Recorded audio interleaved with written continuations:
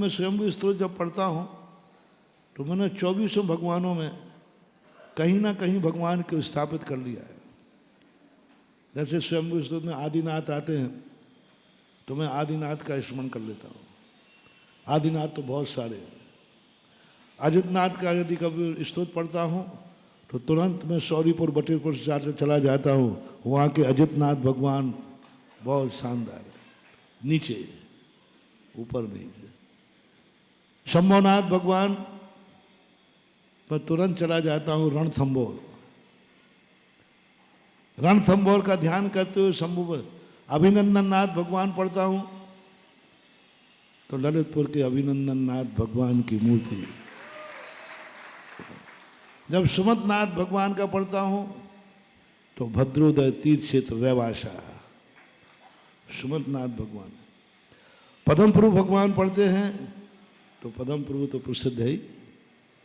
सुपार्श्वनाथ भगवान बहुत मुश्किल से मिलते हैं क्योंकि उनके जीवन में कोई कष्ट ही नहीं आए।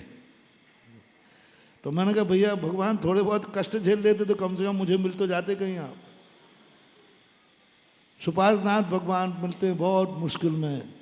कुंडलपुर में जब वंदना करते हुए लौटते हैं तो एक मंदिर में सुपार्श्वनाथ भगवान है, वो बहुत अच्छे भगवान, एनर्जीफुल भगवान। चंद्रप्रभु भगवान मिल जाते हैं बहुत सारे अलग अलग भगवानों का। पुरुषोत्तम भगवान, फिर कठिन के भगवान आ गए। तो पुरुषोत्तम भगवान को जब स्तुति पढ़ता हूँ तो तुरंत मैं पहुंच जाता हूँ सम्मेद शिखर तेरापंथ की कोठी में। तेरापंथ की कोठी में एक मंदिर है बीच में, बहुत भाइट भगवान है पुरुषोत्तम भगवान। वहाँ पर शीतलनाथ भगवान वो थोड़ा मुश्किल से मिलते हैं लेकिन मिल जाते हैं। सूरत के पास सजोद है, वहाँ शीतलनाथ भगवान मिल जाते हैं। वहाँ के शीतलनाथ भगवान बहुत अच्छा मंदिर है, अतिशयकारी मूर्ति है जो बैलगाड़ी में चल के आई थी राजाओं के द्वारा और वहाँ रुक गई। श्रीयांशनाथ भगवान भी बहुत कम मिलते हैं लेकिन मिल गए एक चतुर्मास में बांसवाड़ा खांडू कॉलोनी के। और बांसपूज भगवान को जब ढूंढता हूँ तो मुझे मिलते हैं जयपुर में खानिया में राणा जी की नसिया के बांसपूज भगवान। ये मैं प्रतिदिन भगवान का जब बांसपूज स्तुति करता हूँ तो उस मूर्ति का अक्ष बना लेता हूँ। विमलनाथ भगवान की बहुत कठिन है थोड़े। अनंतनाथ भगवान बहुत कठिन है। धर्मनाथ भगवान भी कठिन है, ये ज़्यादा स्थानों पर नहीं मिलते। इनके लिए मैं जहाँ जहाँ 24 है ना, उन 24 में से उन भगवानों को चुन लेता हूँ। लेकिन स्तोत्र पढ़ते समय कोई ना कोई भगवान जरूर मैं अपने सामने रखता हूँ, क्योंकि खाली पढ़ने से उतना मन एकाग्र नहीं होता। जब कोई अक्ष सामने होता है तो मन की विशुद्धि ज़्यादा बढ़ती है। अपन ऐसे स्तोत्र पढ़ना, ऐसी पूजा करना, आप लोग देखना, और भगवान की सामने मूर्ति में पूजा करना, अंतर आएगा कि नहीं? बहुत अंतर आता है। ऐसे अपन पूजा, आप पूजा कर लो और मूर्ति सामने हो। ऐसे हम स्वयं स्तोत्र पढ़ने और कोई मूर्ति सामने आ जाती है, उस स्तोत्र में बहुत मन लगता है, बहुत मन लगता है। मन एकाग्र हो जाता है मूर्ति को देखते देखते। शांतिनाथ भगवान तो फिर बहुत सारे हैं, कुंथनाथ भी बहुत सारे हैं, अरहनाथ भी बहुत, क्योंकि त्रिमूर्ति शांति कुंथ अरहनाथ, ये तो बहुत पुराने पाणा साहिब ने जगह जगह ये तीनों मूर्तियां बैठा ली।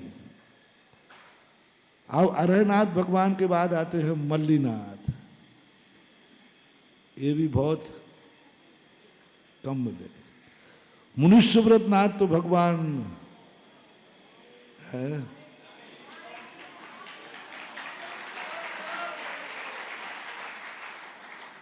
जब से नारेली के भगवान मिले हैं मन गदगद हो जाता है। उनकी छवि आते ही मुझे एक बहुत बड़ा वरदान उस मूर्ति के सामने मिला था। उस मूर्ति के सामने हमें एक प्रश्न का जवाब मिला था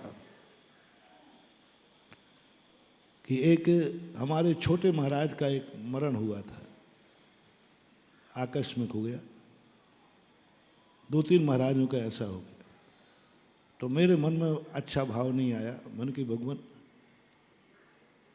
ये इस प्रकृति के न्यायालय में गलत है। कम से कम किसी का नंबर आना चाहिए तो क्रम से आना चाहिए। जो क्रम से आना चाहिए, पहले बड़ों का नंबर आना चाहिए, फिर छोटों का नंबर आना चाहिए। ये क्या तरीका है कि हम बड़े बैठे हैं और छोटे चले गए? एक ऐसा मन में विकल्प आया, आ गया।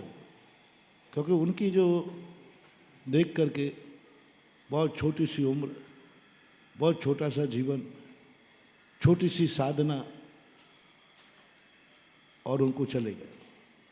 तो उनके संबंध में जब मैंने ध्यान किया तो मुझे शिकायत हुई इस प्रकृति से, भगवान से, कि भगवान ये अन्याय है। मैं बड़ा हूं और वो छोटा था, वो क्यों चला गया? कहीं आपके ऑडिट में गड़बड़ी हो गई है। ऑडिट करने में गड़बड़ी हो गई है, इसलिए वो भूल चूक आइंदा आप सुधार करें कि क्रम का ध्यान रखें। जो बड़ा है वो आप पहले ले जाइए, जो छोटे हैं उनका बाद में नंबर आना चाहिए। भगवान ये ऑडिट आप सुधार लेना आगे से। मुश्किल से 6 महीने नहीं हुए, फिर एक छोटा चला गया। फिर मैंने कि भगवान आपसे कहा था कि ऑडिट सुधार लेना, वो नहीं सुधरा। थोड़ा मन में थोड़ा क्लेश भाव भी रहा। लेकिन जब किशनगढ़ के अंदर ये मूर्तियां निकली थी बहुत पहले, लेकिन मैंने दर्शन नहीं किया था। एक दिन एकाएक, वो भी पूरे 4 महीने में लोगों ने दर्शन को कहा, नहीं हुआ। चातुर्मास के बाद एकाएक एक गोदाम में मूर्तियां भूगर्भ से निकली थी। वहाँ सुबह देखने अनायास, पता नहीं किसी ने कुछ नहीं कहा, सुबह शौच के लिए जाता था, एकाएक कहा, मैंने कि चलो आज मूर्तियां देखने चलते हैं। मूर्ति देखने के बाद मुझे प्रश्न का जवाब मिला, तू कैसे चला जाता, तेरी किस्मत में तो मुनि सुब्रतनाथ का दर्शन लिखा था। वहां जवाब। मैं मूर्ति को देखकर स्तब्ध रह गया। जिस समय उसको छुआ, मेरे पूरे शरीर में जो झंझनाहट आई, आज तक किसी मूर्ति को नहीं आई।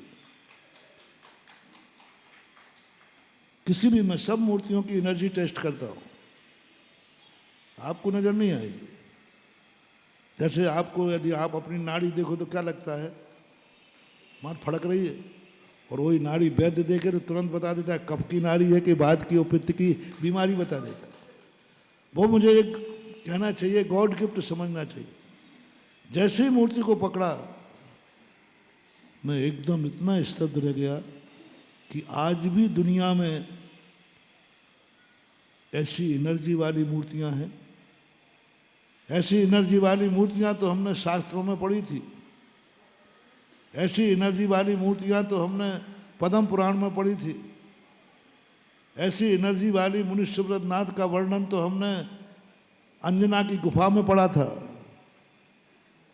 अंजना हुई ना, अंजना, वो जब वनवास में थी 22 साल के वियोग में, जब अंजना जिस गुफा में थी, उस गुफा में मुनि सुब्रतनाथ की मूर्ति उत्कीर्ण थी। जब सिंह उनके ऊपर उस गुफा में आया, क्योंकि उस गुफा में सिंह रहता था, वो सिंह घूमते घामते आया। अंजना और वसंत माला ये दोनों वहाँ थी। हनुमान उस समय जन्म हो चुका था। शेर ने जिस प्रकार से आक्रमण किया, अंजना ने मात्र मुनि सुब्रतनाथ भगवान की मूर्ति का स्मरण किया कि मरना तो निश्चित है, भागने का कोई रास्ता नहीं है, बस मैं आपका ध्यान करते हुए जीवन अंत करूंगी। उसी समय सिंह के सामने अष्टापद आ गया। अष्टापद सिंह से पावरफुल होता है। उसके 8 पैर होते हैं, वो कहीं से भी गिरेगा। 4 पीठ पे होते हैं, 4 नीचे होते हैं। यदि उल्टा भी करोगे तो भी पैर से गिरेगा। शेर पीठ के बल गिरेगा तो चित्त हो जाएगा। अष्टापद कभी नहीं होता। और वो अष्टापद का रूप लेकर के, अष्टापद सामने आया, उसको देख के शेर भाग गया उस मूर्ति की एनर्जी का वर्णन वहां किया। तो मैंने तो शास्त्रों में पढ़ा था, होता होगा चौथे काल में ऐसी मूर्तियां। पहली बार उस मूर्ति को देख के लगा कि पंचम काल में भी, आज के युग में भी ऐसी मूर्तियां, ऐसी एनर्जी वाली मूर्तियां हैं। बस उसी समय मुझे आनंद की अनुभूति हुई और मेरे अंदर से आवाज आई, जैसे मूर्ति कह रहे हो, तू कैसे जल्दी मर जाता, तेरे द्वारा तो इस मूर्ति की एनर्जी नापना बाकी थी। मूर्ति दुनिया, लेकिन कौन कहता कि इस मूर्ति में एनर्जी है? कौन कहता कि इस मूर्ति की ये महिमा है? इसलिए जानू मुनिष्यव्रत नाथ भगवान ने कहा, मैंने ही रोक लिया था तुझे। और फिर उससे ठाठ के बाद पहली मूर्ति भूगर्भ से निकलकर इतने ठाठ से ज्ञानोदय तीर्थ में आई थी। तो मुनिष्यव्रत नाथ भगवान का याद करता हूं तो वो तो फेवरेट हैं ही। उनके प्रति तो विशुद्धि सबसे ज्यादा बढ़ जाती है जब मुनिष्यव्रत नाथ भगवान की स्तुति करता हूं। फिर आते हैं कौन से? नमीनाथ। ये भी बहुत मुश्किल है, फिर भी खोज तो लिया है मैंने सब। नमीनाथ भगवान की स्तुति करना पड़ती है। नील कमल जिनका चिन्ह है। ललितपुर के पास एक देवगढ़ है, मूर्तियों का भंडार है। बड़े मंदिर के पीछे खड़गासन मूर्ति है, वो नमीनाथ भगवान की है, उसके सामने बैठ के करते हैं। और नमीनाथ भगवान जो है गिरनारी है। गिरनारी की पहली टोंक पर जो मूर्ति है वो एक बहुत बड़ी मूर्ति। और पारसनाथ तो